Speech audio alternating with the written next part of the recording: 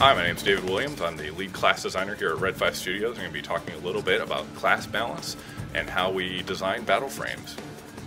When we're balancing battle frames in FireFall, really a lot of things we're trying to consider is that there are so many different encounters, so many different situations you may find yourself in.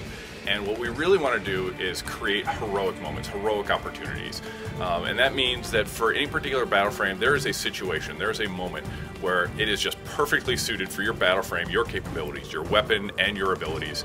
And you're just going to be able to just absolutely wreck face.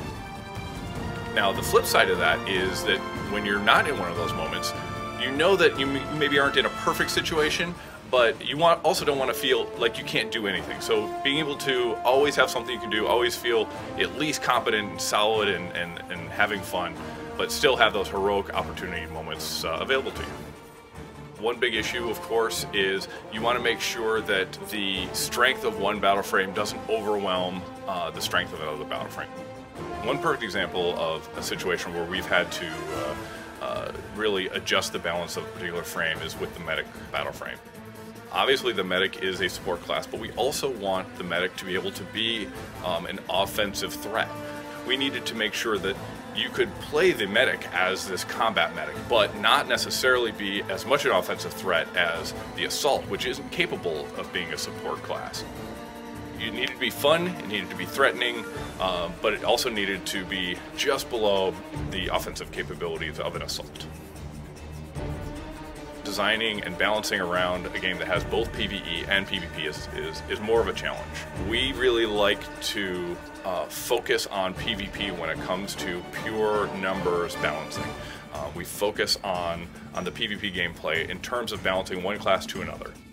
If we see that one class is maybe outstripping the others when it comes to open world gameplay, PvE gameplay, then we can balance around that using open world assets rather than character assets. So we don't necessarily have to change crater, we can change how the creatures move around the world so that you may not be able to crate around 50 things all at once.